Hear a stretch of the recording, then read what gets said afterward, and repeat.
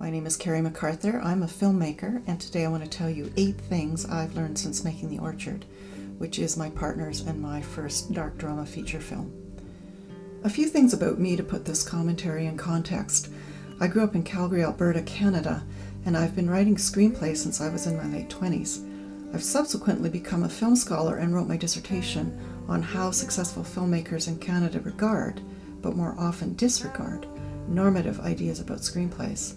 Along the way, I've taught numerous film classes to undergraduates, and last year I wrote, edited, and co-directed The Orchard with my cinematographer/partner in the Creston Valley of BC, Canada. And so, here are 8 basic facts about The Orchard that you might find interesting. 1. The Orchard was written as a classic tragedy.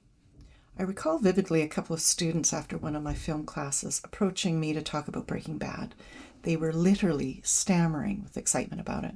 I asked them what resonated about the series. They said it was so unusual that Walter White was a sort of sad sack character who gradually became a very bad man, and that was what was so amazing about it, that they'd never seen a narrative trajectory quite like it. And this is in part Aristotle's definition of the tragic hero, a person who makes a series of fatal errors in judgment that leads to his own destruction. I thought a lot about those 2 students while I was writing The Orchard, and how tragedy as a form seems to be re-emerging in popular imagination. 2. The Orchard was written in and for a story world. If you read any of William Faulkner's novels, or for that matter, if you know any of the Star Trek or Star Wars films, or how could you not, you know what a story world is. Faulkner wrote many of his novels for his created world of Yoknapatawpha County in Mississippi. His people wander in and out of his novels. They change their names, they change their wives. They're young at first, then they age. The Orchard for us introduces the story world of the Creston Valley. This is an agricultural center filled with unique individuals who will similarly wander in and out of our films. For example, this guy, Hubert, is a low-level drug dealer in The Orchard, but when we meet him again in Exophoria, he's cleaned up and become the manager of a local bar. By the way, Exophoria is our second feature film. We expect it out in mid-2024. 3. The Orchard was written for actors as characters. My partner and I cast a lot of our friends and local townspeople in the film, this largely because there are no professional actors here, or very few. Creston is just a small, beautiful town in a valley of orchards and farms. So what I did in writing the screenplay was talk to the actors to see what sort of character they might like to play, or who they felt they were even as people, as characters. And I paid attention to how they spoke and their mannerisms. And in writing for these people, I think we got some really interesting performances. They're not professional performances, as I said, but I really don't think it matters all that much. 4. The Orchard is not exactly a horror film. We tried to market The Orchard to international film festivals as a horror, first because we consider it a form of horror, but also because horror was the most likely category for it. But we received little recognition there. Where we got traction was with festivals with categories like dark drama and midnight movies. What's a dark drama, you ask? From what I can see, most analysts consider it storytelling about trauma, about drug use and addiction, about the darker sides of human nature. Personally, I think dark dramas have a lot in common with the form of tragedy. For the viewer, they're cathartic, they provide a sort of moral instruction, they release something in you that provides relief. It's the idea of there, but for the grace of God go I. 5.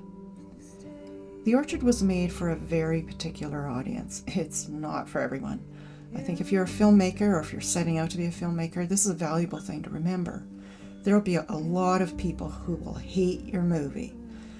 For example, here in our little town, we found that The Orchard has made us into not exactly pariahs, but definitely oddballs, because what nice person would want to make a movie about a guy with a drug habit who falls back into addiction and makes a couple of fatal errors?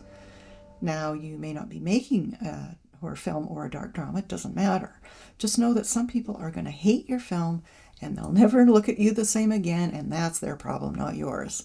But some people will really like it, and that's your audience. You have to think about those people. You have to love them, and you have to write for them. And if you haven't heard Wes Anderson talk about his first film, Bottle Rocket, check out the link in the bio. You'll hear the story from someone who really knows his audience. 6. The Orchard was written in 4 acts, not 3 acts. 4 acts.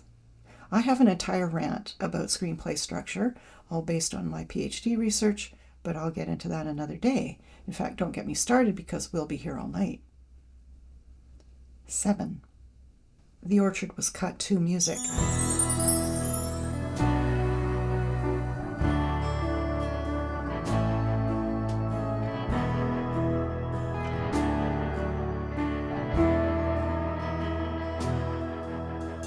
You've inherited a very When my fine partner Mark and I artistic first power. decided to make a Lucas. feature film, we wrote a manifesto. And for the most part, we've even followed it. One of our prime directives was to put music at the core of our filmmaking. We've been obscenely lucky in this part of Canada to have met local musicians who were eager to work with us. And quite frankly, some of the best moments in the film are there because of the music. 8.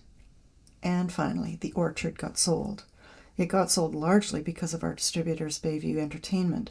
Neither my partner or I can say enough about Peter Castro and his people at Bayview. They are incredible professionals, and we are very grateful for them.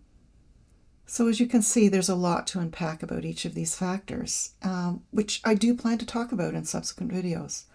In the meantime, thank you for watching and for liking and subscribing. You know the drill. More later, dear watchers.